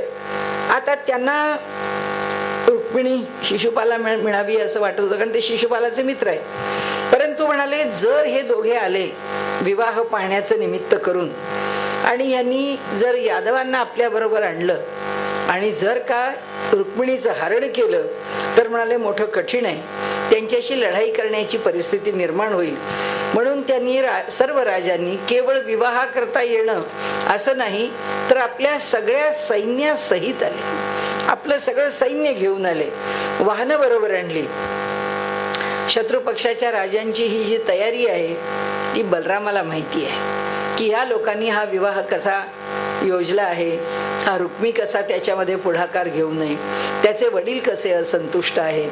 आणि हा जो राजा चेदी व स्थानाचा दमघोषाचा मुलगा हा शिशुपाल हा कशा प्रकाराने दुष्टाव्यानी हे सगळं कार्य करतो आहे, त्यांनी कशी योजना केली आहे हे सगळं बलरामांना ज्ञात आहे आणि त्यांनी हे लक्षात ठेवलंय. परंतु हे सगळं काही श्रीकृष्णापर्यंत विदित करण्याच्या आधीच तो ब्राह्मण सुदैव येतो. त्या पत्राचं वाचन होतं. त्याबरोबर ताबडतोब निघण्याचा निर्णय भगवान श्रीकृष्ण घेतात. त्या सुदैवाला आपल्या रथामध्ये बसवून ताबडतोब तो एक रथ घेऊन भगवान निघतात. आता काळजी वाटते बलरामांना. ते म्हणतात तिथे प्रचंड मोठी लढाई होणार आहे, हा एकटा काय करू शकेल. आणि त्या शंकेने त्यांना बंधुप्रेमाने त्यांचं हृदय भरून आलं. म्हणाले न जाणो श्रीकृष्ण कोणत्या संकटात सापडील. म्हणून त्यांनी लगेच हत्तीदळ, घोडेदळ, रथ, पायदळ अशी चतुरंग सेना आपल्या बरोबर घेतली. ते कुंडिनपुराला आले. इथे रुक्मिणी वाट बघते आहे भगवंताच्या येण्याची. भगवंत कुठे, तो सुदैवाचा सुद्धा पत्ता नाही. आता लग्न उद्यावर येऊन पोचलेलं आहे. आता उद्या विवाह झाला तर पुन्हा येऊन उशीर होऊन काय उपयोग आहे. आता विवाह मुहूर्त तर टळला गेला पाहिजे किंवा त्या मुहूर्ताच्या आधी काहीतरी कार्यवाही झाली पाहिजे. मुहूर्त टळणं तर काही शक्य नाही, म्हणजे कार्यवाहीच त्याच्या पूर्वी होणं हे गरजेचं आहे. ती आता चिंतातूर झाली आहे. म्हणाले माझा ह्या अभागिनीचा विवाह आता संपन्न व्हायला एकच रात्र शिल्लक राहिली आहे. ती म्हणते मला भगवान अजून आले नाहीत, याचं कारण कळत नाही. हा सुदैव ब्राह्मण आला नाही. म्हणाले माझ्याच ठिकाणी विशुद्ध रूप भगवान श्रीकृष्ण आहेत. दोष असतील तर ते माझ्या ठिकाणी असतील आणि भगवंताला जर माझ्या ठिकाणचे दोष दिसले तर भगवान काही माझ्याबरोबर विवाह करणार नाही. आणि त्यामुळे मी जरी पाणीग्रहण करा असं मी जरी त्यांना म्हटलं, माझी जरी संमती, माझा स्वीकार जरी त्यांना कळवला, तरी सुद्धा ते करतील का नाही, ते करण्याकरता इथे येणार की नाही, काय करावं म्हणाली मला कळत नाही.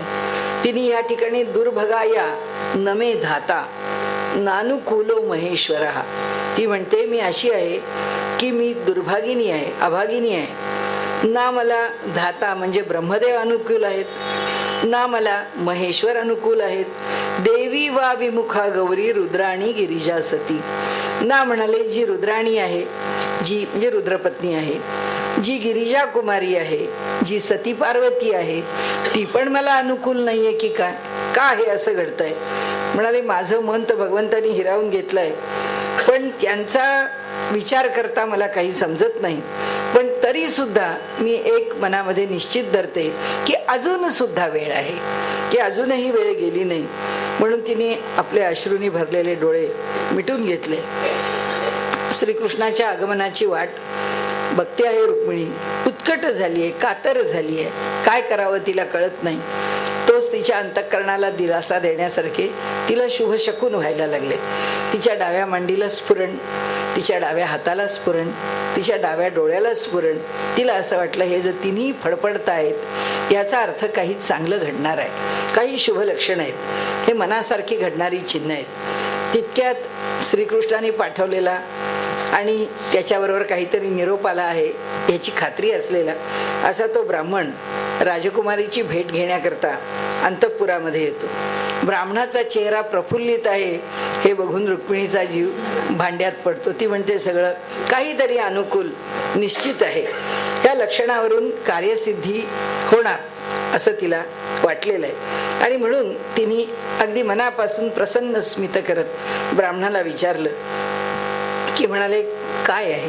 फक्त असं आहे ना की तिच्या इशाराच पुरेसा आहे की तिला काय हवंय हे ब्राह्मणाला माहितीच आहे. तिने शब्दामध्ये बोलायचं काही कारणच नाहीये. श्रीकृष्ण आलेले आहेत, इथे पोचलेले आहेत आणि त्यांनी तुम्हाला घेऊन जाण्याची सत्य प्रतिज्ञा केली आहे. ते कळल्यानंतर रुक्मिणीचं अंतःकरण आनंदाने भरून आलं. आता ह्या ब्राह्मणाला याच्या मोबदल्यात मी काय द्यावं. ती लक्ष्मी आहे साक्षात.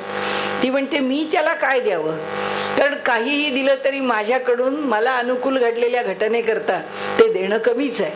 तिने झटकन ब्राह्मणाला नमस्कार केला. ती म्हणाली त्याला लक्ष्मीनी ब्राह्मणाला नमस्कार केल्यावर आता त्याला काय कमी पडायचं, त्यांनी जे मागावं ते मिळतच राहील. आणि तिने आपल्या नमस्काराने सगळ्या जगातली संपत्ती त्याच्याकरता उपलब्ध करून दिली. म्हणाले रामकृष्ण आपल्या कन्येच्या विवाहाला आलेले.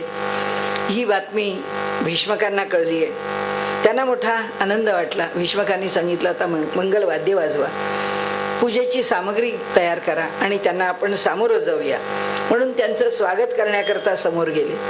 त्यांना मधुपर्क केला, उत्तम वस्त्र दिली, उत्तम भेटी दिल्या, वस्तू आणि वस्त्र प्रावरण आदी विधीपूर्वक त्यांची पूजा केली.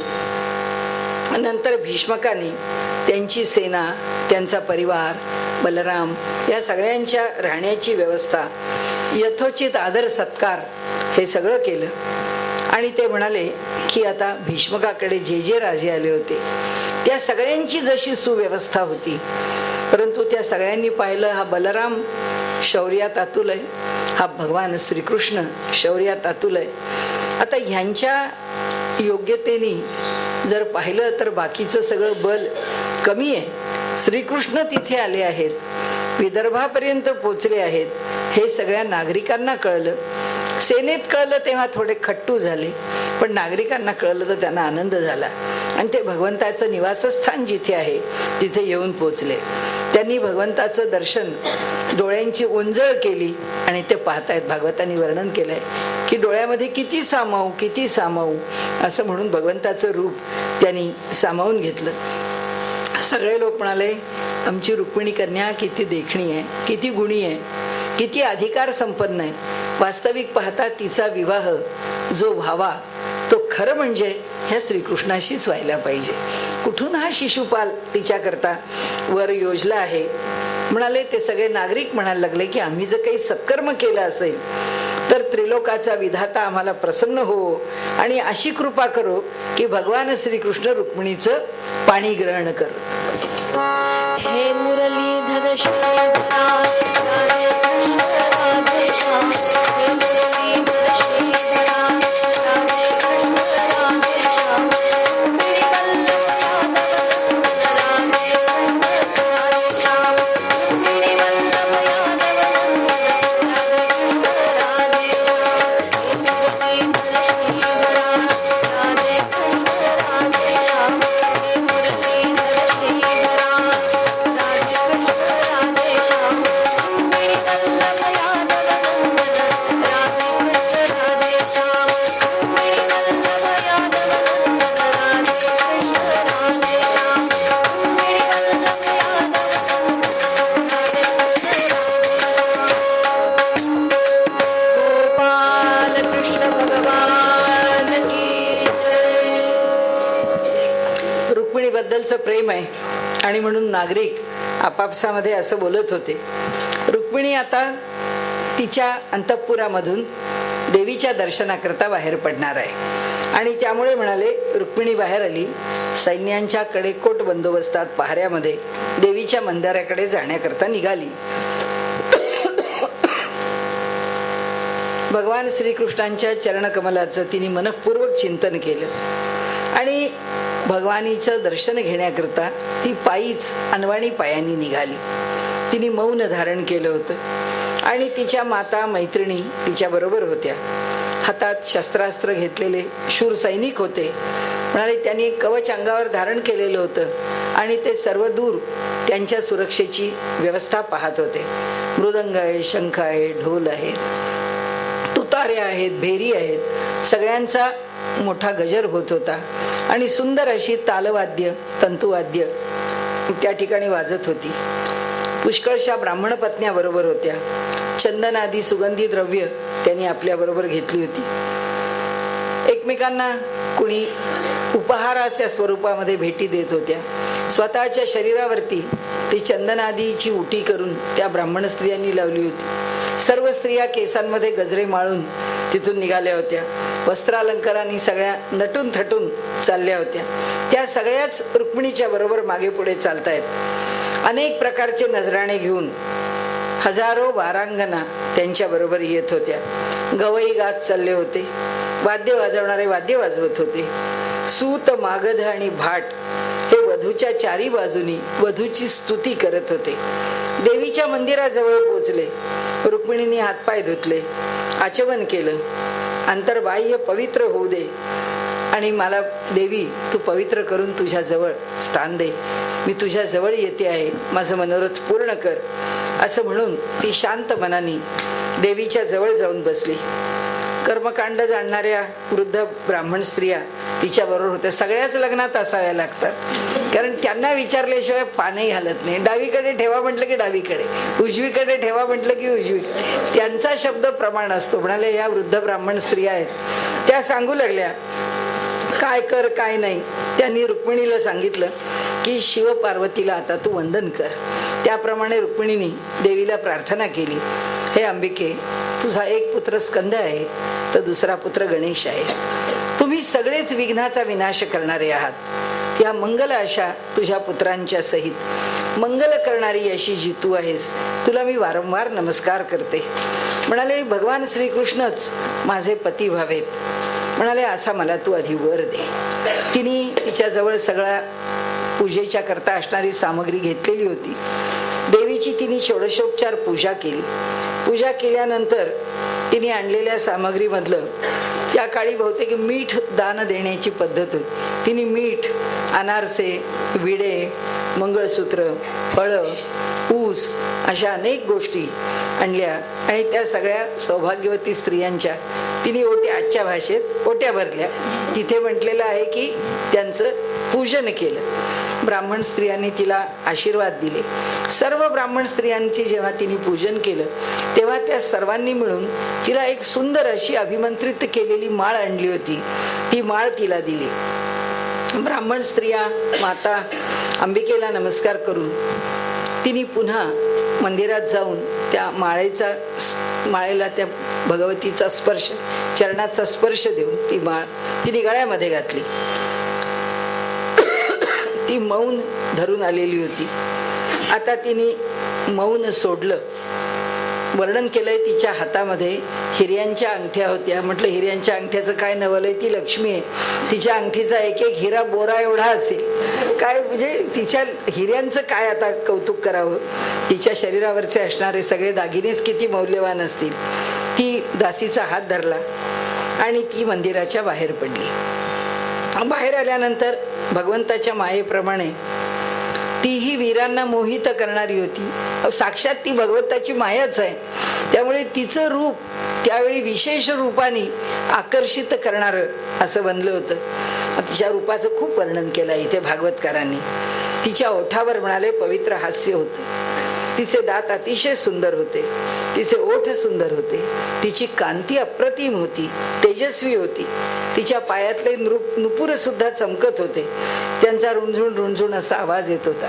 राजहंसाच्या गतीने ती पदन्यास हळू ती त्या ठिकाणी जात होती.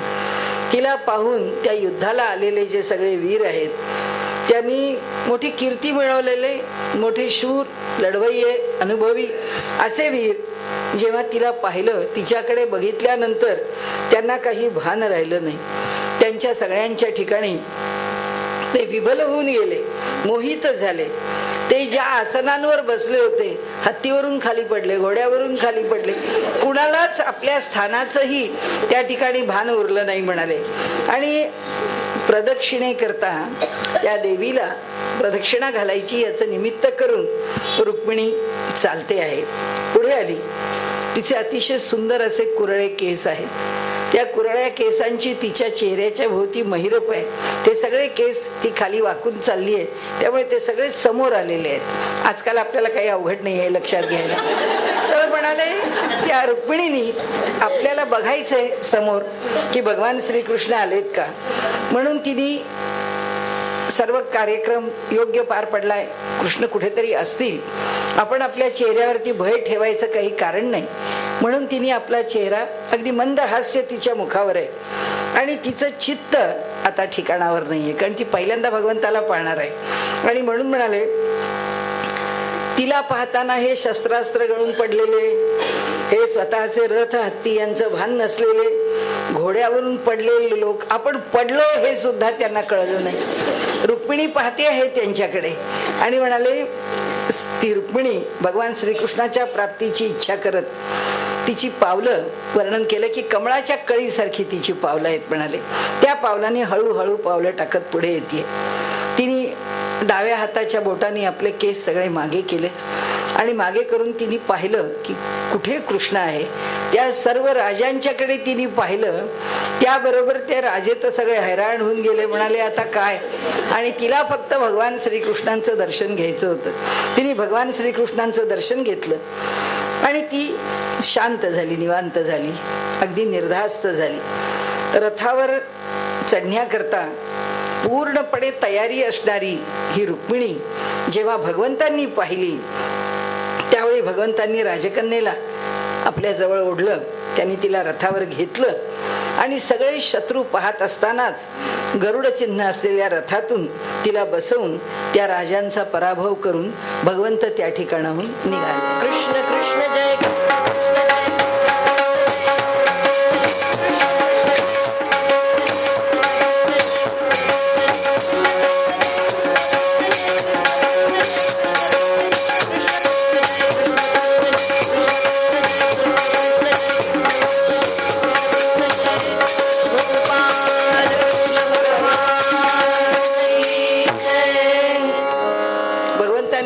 सिंहाने कोल्यांच्या जवळ असणारा आपला वाटा घेऊन जावं, तसं ह्या कोल्यांचं त्या ठिकाणी योग्य पद्धतीने नजर भगवंतांनी काही केलं नाही.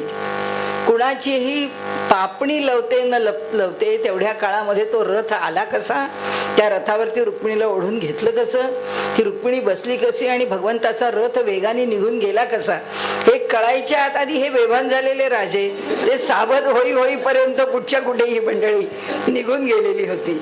आणि म्हणाले अशा प्रकारे या सर्व राजांनी आपल्या ठिकाणी विचार केला की अरे आता कृष्णाशी लढलं पाहिजे, आणि म्हणून ते संतापले. त्या राजांनी अंगावर चिलखत घातली, आपापल्या वाहनांच्या वरती स्वार झाले, धनुष्य घेतले आणि आपली सेना घेतली आणि श्रीकृष्णावरती ते धावले. जेव्हा यादवांच्या सेनापतींनी पाहिलं की शत्रू आपल्यावरती चढाई करायला येतोय, त्यांनी सुद्धा आपल्या धनुष्यांचा टणत्कार केला. तोंड फिरवून त्यांच्याकडे मुख करून उभा राहिले. जरासंधांच्या सेनेतले काही घोडेस्वार, काही हत्तीवर, काही रथात बसले होते. धनुर्विद्येत निष्णात असणारे जे ते यादवांच्या वरती बाण सोडत होते. बाकीच्यांनी सर्व बाजूनी श्रीकृष्णाला घेरण्याचा प्रयत्न करत होते. रुक्मिणीने पाहिलं की आपण आपल्या पतीबरोबर या रथामध्ये बसलेले आहोत आणि ही सगळी जी सेना आहे ती बाणवर्षावानी आपल्या बाजूची असणारी आच्छादित झाली आहे. आता घाबरली आहे, तिचे नेत्र अगदी चंचल झालेले आहेत. तिने भगवंताच्या मुखाकडे पाहिलं. भगवंतानी हसून तिला सांगितलं, हे सुंदरी भिऊ नकोस, तुझ्या सेनेकडून आताच शत्रूच्या सेनेचा पराजय होईल. अजून जिचं पाणी ग्रहण केलेलं नाही, अजून जिचा वांगनिश्चय झालेला नाही, तिच्याकरता भगवंत म्हणतो माझी सेना नाही तुझी सेना. आणि आज आमच्याकडे सगळे स्त्री मुक्ती आंदोलनवाले म्हणतात की सगळ्या स्त्रियांना या लोकांनी पायाची दासी करून. कुठे भारतातली स्त्री दासी आहे? भारतातली स्त्री कुठंच दासी नाही आहे. भारतातली स्त्री ज्या स्वतंत्रपणाने स्वाभिमानाने जगते आहे, जगात हा सन्मान कुणालाच नाहीये. ज्या इंग्लंडचं कौतुक करतात तिथल्या स्त्रियांना सुद्धा मतदानाचा हक्क झगडून मिळवावा लागलेला आहे. जगात अजूनही अनेक ठिकाणी स्त्रियांची परिस्थिती अवघड आहे. इसवी सनाच्या 625 साली जेव्हा ख्रिश्चन लोकांची धर्मपरिषद भरली, त्या धर्मपरिषदेमध्ये जे विषय होते त्या विषयांमध्ये अजेंड्यावर म्हणजे त्यांच्या त्या विषयांच्या सूचीवरती एक विषय असा होता की स्त्रियांना मानव म्हणून मान्यता द्यायची का. 625 साली आहे आणि आमच्याकडे त्याच्या आधी यत्र नार्यस्तु पूजन्ते रमन्ते तत्र देवतः हे मॅक्स मुलरनी मान्य केलं की हे 25,000 वर्षापूर्वीच आहे किमान. तो म्हणतो कितीही काळ यांचा पुढे ओढायचा म्हटला तरी सुद्धा आम्हाला 25,000 वर्ष मागे जावं लागेल. मॅक्स मुलरची जी पत्र आहेत आणि त्याची जी व्याख्यान आहेत त्याच्यामध्ये त्यांनी हे उद्धृत केलेलं आहे. आपल्याला सांगण्याचा हेतू असा की जगामध्ये आमच्या स्त्रियांचा जिथे सन्मान होत होता त्या सन्मानानेच राहत होत्या, आजही त्या सन्मानितच आहेत. परंतु त्यावेळी जगाने मात्र ही स्त्री म्हणजे ज्या निर्जीव एन्जॉयबल कमॉडिटीज, उपभोगाच्या वस्तू, त्यातली एक ही जिवंत उपभोगाची वस्तू त्या निर्जीव वस्तूंच्या ठिकाणी त्यांच्या कॅटेगरीमध्ये त्या वर्गीकरणात टाकून दिलेली होती. आणि आज लोक आम्हाला बोलतात भगवंताची हे नुसतं स्त्री सौजन्य नाहीये, कारण काय स्त्री दाक्षिण्य आमच्यापेक्षा परदेशात खूप आहे. कारण थँक्यू आणि सॉरीला तिथे काही कमतरताच नाहीये. त्यामुळे स्त्री दाक्षिण्य दाखवणं त्यांना अवघड नाहीये. हे स्त्री दाक्षिण्य नाहीये, हा स्त्रीचा सन्मान आहे. आणि हा जो सन्मान आहे हा उपजत आहे, हा आतून आहे. आणि म्हणून भगवंत म्हणतात की तुझ्या सेनेकडून आत्ताच या शत्रूच्या सेनेचा नाश होईल. रुक्मिणी घाबरू नकोस. म्हणाले इकडे गद, संकर्षण असे जे यदुवंशी वीर आहेत त्या वीरांनी एवढा पराक्रम केला की तो पराक्रम काही सहन झाला नाही. आणि हा शिशुपाला करता लोक आलेले आहेत, त्यांनी एक समंजस विचार केला, नाहीतरी आता शिशुपालाला कुठे रुक्मिणी मिळणार आहे आणि हे यांचं एवढं युद्ध, या युद्धामध्ये आपण लढत बसलो तो फुकट मारायचो, त्याच्यापेक्षा आपण निघून जावं. आणि ते सगळे आपल्या आपल्या परीने निघून गेले. म्हणाले त्यांच्या बाणांचा वर्षाव आता सहन करण्याचं आपल्याला काही कारण नाही. म्हणजे त्या वीरांनी आपला मार्ग पकडला, सुधारला आणि ते निघून गेले. आता विजयाची अपेक्षा करणारे हे जे यादव आहेत त्यांनी ह्या सगळ्यांचा धोबा उडवला. जरासंध सगळ्यात मोठा बलाढ्य म्हणजे जरासंध आहे आणि त्यामुळे जरासंध समोर आला. तोही युद्धाकडे पाठ फिरवून निघायला लागला. तर म्हणाले आता करायचं काय. म्हणाले आपल्या भावी पत्नीला पळवलंय, अजून शिशुपालाला वाटतंय की ती आपली भावी पत्नीच आहे आणि कृष्ण नुसता पळवूनच नेतोय, केव्हा तरी तिला परत आणता येईल. परंतु म्हणाले तो दुःखी झालेला आहे, अगदी सुकून गेलाय, निस्तेज झालाय आणि निरुत्साहाने त्याचं तोंड अगदीच म्लान झालेलं आहे. म्हणाले शिशुपालाजवळ जरासंध गेला. त्यांनी सांगितलं की हे पुरुष सिंहा, तू उदासीनता सोडून दे, कारण हे राजा, प्राण्यांच्या बाबतीत असं कधी झालंय का की त्यांनी योजलंय आणि त्याच्या मनासारखं घडलंय. त्यामुळे म्हणाले आपल्या मनासारखं घडणं फार अवघड असतं. त्यामुळे मनाविरुद्ध होईल, कधी होईल आपल्याला सांगता येत नाही. त्यामुळे म्हणाले आपण असं समजावं की आपण कठपुतली आहोत. त्या सूत्राच्या, तो सूत्रधार आहे, त्या सूत्राच्या ठिकाणी त्यांनी जे नियंत्रण ठेवलंय, तो सूत्रधार जसा त्या कठपुतलीला नाचवेल तसे म्हणाले आपण नाचले जाणार. म्हणजे 18 युद्ध करत असताना आणि मथुरेवर स्वाऱ्या करताना त्याला हे तत्वज्ञान आठवलं नाही, तो स्वाऱ्यांवर स्वाऱ्या करत होता. आता म्हणाले की म्हणून तुला सांगतो की भगवंताच्या इच्छेनुसारच आपल्याला सुखदुःख प्राप्त होत असतं. म्हणून मनुष्याने कधीही अशा प्रकारे आपल्या मनामध्ये दुःख करू नये.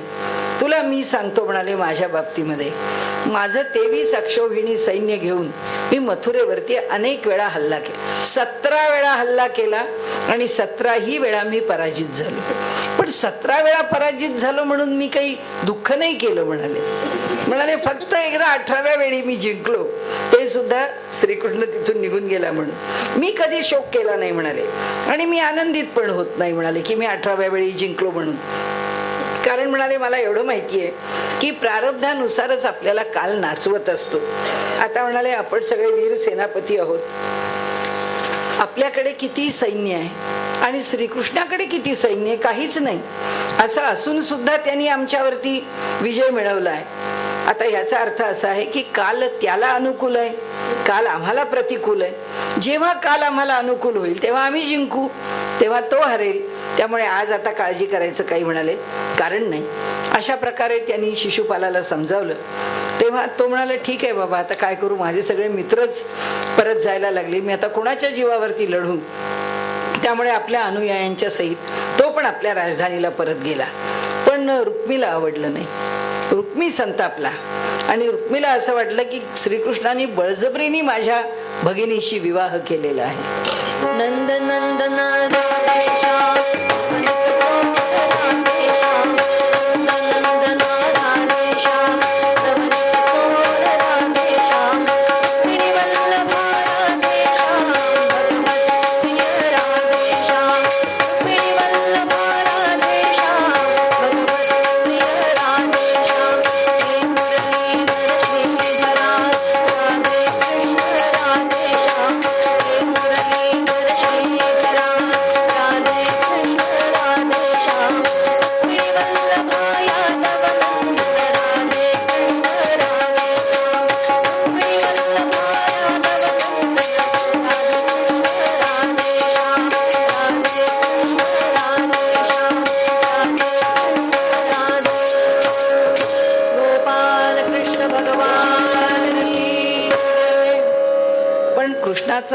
संताप रुक्मीला आला, कारण तो कृष्ण द्वेष्टाच आहे, शत्रूच आहे, शिशुपालासारखाच.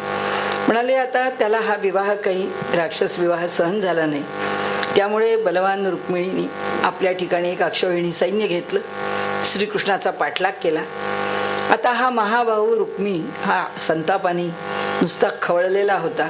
त्यांनी कवच अंगात घातलं आणि युद्धात श्रीकृष्णाला मारून मी जर रुक्मिणीला परत आणलं नाही तर मी कुंडनपुरामध्ये पुन्हा प्रवेश करणार नाही, असा कुंडिणपुरामध्ये प्रवेश न करण्याची एक प्रतिज्ञा करून तो निघाला. म्हणाले जिथे कृष्ण असेल तिथे ह्या घोड्यांना पिटाळा, आपण त्याला जाऊन आधी गाठू. आज मला त्याच्याबरोबर युद्ध करायचंच आहे आणि त्या दुष्ट गवळ्याचा, मला शौर्याचा गर्व आज उतरवायचाच आहे, त्याला मी आज धुळीला मिळवीन. अशा प्रकारे तो संतापला. माझ्या बहिणीला बळजबरीने नेतो काय, मला मान्य नाही. राक्षस पद्धतीने विवाह करतो काय, मला मान्य नाही. अशी इथे भागवतांनी वर्णन केलंय. अशी मूर्खासारखी बडबड करत तो निघालेला आहे आणि म्हणाले एक रथ घेतलाय बरोबर आणि श्रीकृष्णांना तो थांब थांब थांब थांब म्हणून आव्हान देतोय.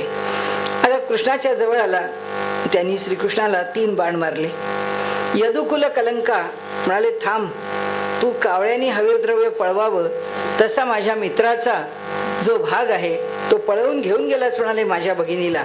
अरे माझ्या बहिणीची चोरी करून जातोयस कुठे? अरे मूर्खा मायावी, तू म्हणाले कपट युद्धात कुशल आहेस, आज मी तुझा गर्व पार धुळीला मिळवतो. असं म्हणून रुक्मी पुढे आला. त्यांनी त्याचे बाण, तुझे बाण तर म्हणाला मी काही अंगावर झेलणार नाही, कारण ते माझ्यापर्यंत पोचणारच नाहीत श्रीकृष्णा, पण माझ्या बाण तुझ्या शरीरावर जाऊन पोचतायत न पोचतायत तोपर्यंत माझ्या बहिणीला सोडून दे. तेव्हा भगवंत हसले. त्यांनी त्याचं धनुष्य तोडून टाकलं. त्याच्यावर 6 बाण मारले. त्याच्या 4 घोड्यांवर 8 बाण मारले. सारथ्यांवर 2 बाण सोडले. 3 बाणांनी ध्वज तोडून टाकला. रुक्मिणी दुसरं धनुष्य घेतलं. श्रीकृष्णांच्या वरती 5 बाण सोडले. ते 5 बाण लागल्यावर त्यांनी तेही धनुष्य तोडून टाकलं. रुक्मिणी आणखी एक धनुष्य घेतलं. भगवंतानी अच्युतानी तेही तोडून टाकलं. रुक्मिणी वेगवेगळी शस्त्र घेतली. परीघ घेतला, पट्टीश घेतले, शूल, ढाल, तलवार, शक्ती, तोमर, अशा अनेक गोष्टींनी तो लढायला लागला. सगळी जी जी शस्त्रास्त्र त्यांनी हातात घेतली ती सगळी भगवंतानी तोडून टाकली. तेव्हा संतापून रुक्मिणी हातात तलवार घेतली आणि श्रीकृष्णाला मारण्याकरता त्यांनी रथातून खाली उडी मारली. आणि पतंग जसा दिव्यावर झेप घेतो तसं म्हणाले त्यांनी भगवंताच्या अंगावरती झेप घेतली. रुक्मी चाल करून येतोय. भगवंतानी पाहिलं. श्रीकृष्णांनी आपल्या बाणांनी, आपल्याकडे असलेल्या तलवारीनी त्याच्या ढालीचे आणि त्याच्या तलवारीचे तुकडे करून टाकले. म्हणजे त्याला मारण्याकरता म्हणून हातातली जी तलवार आहे ती आता उपसली आणि आता आपला पती म्हणजे भगवान श्रीकृष्ण आपल्या भावाला मारतोय. त्याच्या ढालीचे तुकडे तुकडे झालेले आहेत. आता ती घाबरली. तिने भगवंतांना लोटांगण घातलं. ती काकुळतीला आली. ती म्हणाली, हे देवदेवा, हे म्हणाले जगाच्या पते, हे योगेश्वरा, म्हणाले आपलं स्वरूप कोणी जाणू शकत नाही. हे महापराक्रमी, हे आपण सगळ्यांचं कल्याण स्वरूप असलेले आपण माझ्या भावाला मारू नका, कारण म्हणाले हे भलतंच काहीतरी होईल. रुक्मिणी भीतीने थरथर कापते. शोकामुळे तिचा चेहरा सुकून गेलाय, गळा दाटून आलाय. भीतीने घाबरून लोटांगण घातलंय तिने. तिच्या गळ्यातले सोन्याचे हार सगळे खाली पडलेले आहेत. अशा अवस्थेत तिने भगवंताचे चरण पकडून ती तशीच राहिली. तेव्हा भगवंताचं अंतःकरण करुणेने द्रवलं आणि त्यांनी रुक्मीला मारण्याचा विचार सोडून दिला. तरी सुद्धा मारण्याचा प्रयत्न करणारा रुक्मी जो आहे तो पुढे येतच होता. त्याचा आवेश संपत नव्हता. भगवंतानी त्याला आपल्या शैल्याने दुपेट्यानी त्यांनी बांधून घेतलं आणि तो दुपट्टा जो आहे त्यांनी कर्कचून आवळलेला तो जो रुक्मी आहे त्याच्या केसांचे पाट काढले आणि त्यांनी त्याला विद्रूप करून टाकलं. आणि नंतर ते सगळे लोक जे आहेत ते जेव्हा माघारी निघून आले, कारण त्यांना असं कळलं की हा रुक्मी गेलेला आहे, हा एकटाच रथ घेऊन गेलाय. त्याच्या मागे जे लोक आले त्यांनी पाहिलं तर हा रुक्मी असा खाली पडलेला आहे. त्याच्या केसांचे पाठ काढलेले आहेत आणि जवळजवळ अर्धबेशुद्ध अवस्थेत आहे. त्याला पाहून बलरामांना सुद्धा दया आली आणि त्यांनी त्याला त्या पाशातून, त्या दुपेट्याच्या किंवा दुपट्ट्याच्या, ते मोकळं केलं. आणि ते भगवान श्रीकृष्णाला म्हणाले की अरे कृष्णा, हे काही तू चांगलं केलं नाहीस, हे आम्हाला शोभत नाही. आपला नातलग आहे, त्याचे असे केस छाटून टाकणं, त्याला कुरूप करणं हे चांगलं नाही. ते रुक्मिणीला उद्देशून म्हणाले, हे पतिव्रते, तुझ्या भावाला यांनी विद्रूप केलं, पण म्हणून तू आमच्यावर रागवू नकोस. कारण म्हणाले जीवाला सुख दुःख देणारा दुसरा तिसरा कोणी नसून त्या माणसाचं कर्मच आहे. जो तो आपल्या कर्माचं फळ भोगत असतो. ते श्रीकृष्णाला म्हणाले, कृष्णा, आपल्या नातेवाईकांनी वध करण्यायोग्य जरी अपराध केला असला तरी सुद्धा आपल्याकडून त्याचा वध होणं योग्य नाही, असं मी तुला सांगतो. तू त्याला सोडून दिलं पाहिजेस. स्वतःच्या अपराधामुळे तो आधीच मेल्यासारखा झालाय, आणखीन त्याला पुन्हा तू काय मारणार आहेस? त्यांनी रुक्मिणीला सांगितलं की हे बघ, तुला सांगतो, ब्रह्मदेवानी क्षत्रियांचा धर्म असाच निर्माण केला आहे की भावानी सुद्धा आपल्या भावाला मारावं इतकी परिस्थिती म्हणाले ह्या क्षात्र धर्मामध्ये येते. म्हणून हा अतिशय कठोर असा धर्म आहे. ते श्रीकृष्णाला म्हणाले की अभिमानी लोक संपत्तीनी आंधळे झालेले असतात. ते राज्य, पृथ्वी, पैसा, स्त्री, मान, तेज, अन्य कशाही कारणाने आपल्या बांधवांचा सुद्धा तिरस्कार करतात. पण म्हणाले, रुक्मिणीला म्हणतात ते, तुझा भाऊ मात्र सगळ्या प्राण्यांचा द्वेष करणार आहे. मला घडतं, लोकांच्याकडनं तिरस्कार घडत नाही असं नाही, बांधवांचा तिरस्कार घडत नाही असं कोणी म्हणणार नाही, पण म्हणाले तो अत्यंत द्वेषी आहे, त्याच्या कल्याणासाठी आम्ही त्याला दंड दिला आहे असं समज, की त्याचा द्वेष कमी झाला पाहिजे, त्यांनी केव्हा तरी आत्मपरीक्षण केलं पाहिजे. त्यामुळे तू जर अज्ञानी लोकांच्या प्रमाणे हे भगवंताचं कृत्य जर अनुचित मानलंस तर हा तुझ्या बुद्धीचा दोष ठरेल. आणि म्हणून बलरामानी तिला समजावून सांगितलं. आणि ते म्हणतात, हे देवी, जे लोक भगवंताच्या मायेने मोहित होतात, देहालाच आत्मा समजतात, त्यांनाच हा आपला मित्र समजतात, शत्रू आणि त्रयस्थ असा मोह त्यांनाच होतो. म्हणजे देहालाच आत्मा, देहालाच आपला मित्र समजणारा या जगामध्ये सुद्धा पाहताना कुणी मित्र आहे, कुणी शत्रू आहे, कुणी त्रयस्थ आहे या बुद्धीने बघतो. नाही तर जो भगवंताला मानतो आणि भगवत भावाने पाहतो त्याला सगळे सारखेच आहेत म्हणाले. अशा प्रकारे तिची पुष्कळ समजूत घालतात. पुष्कळ त्यांनी समजूत केलेली, आपण शेवटी येऊ त्याच्या.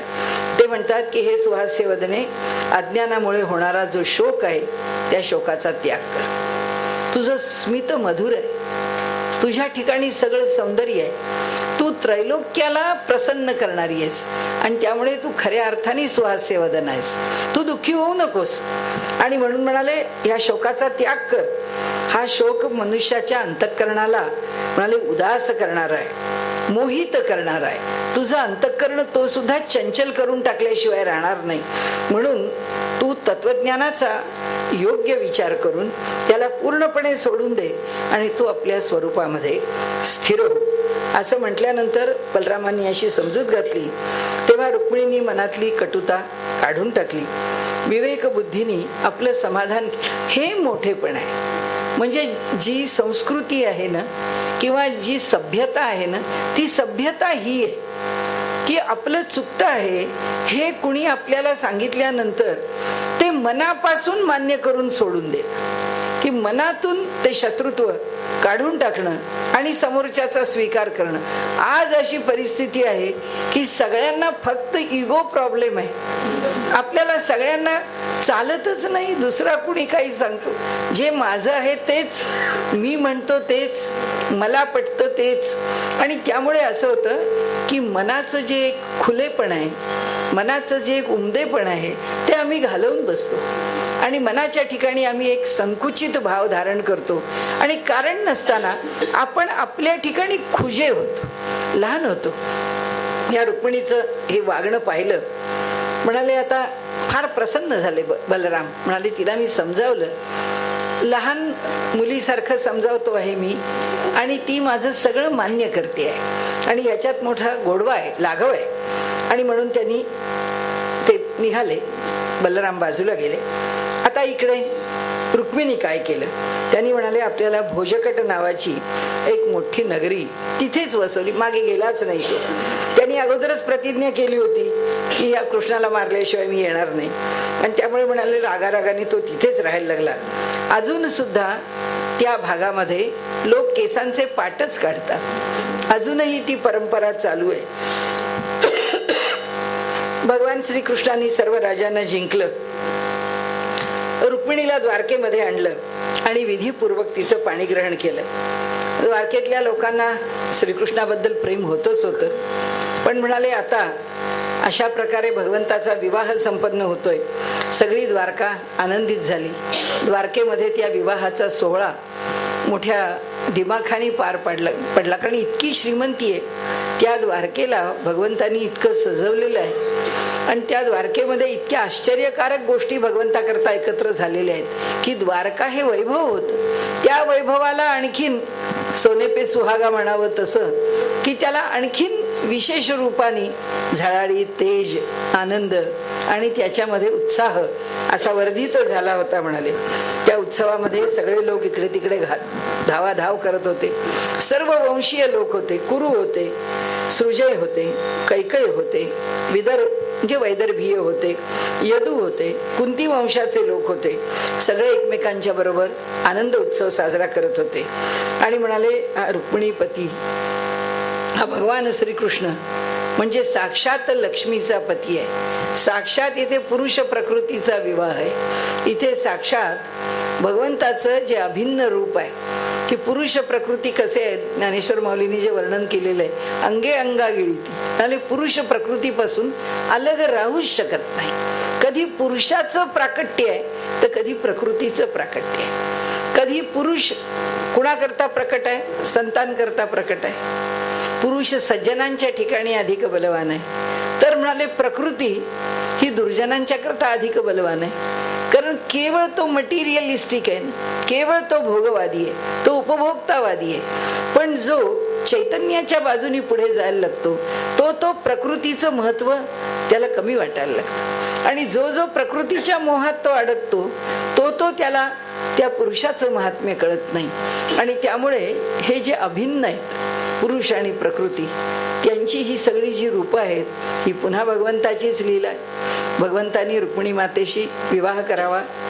ह्या विवाहानंतर द्वारकेमध्ये अत्यंत आनंद निर्माण झालेला आहे. आणि त्या आनंदामध्ये कितीतरी दिवस द्वारकेमध्ये लोक उत्सव महोत्सव करत आपला आनंद प्रकट करत राहिले होते.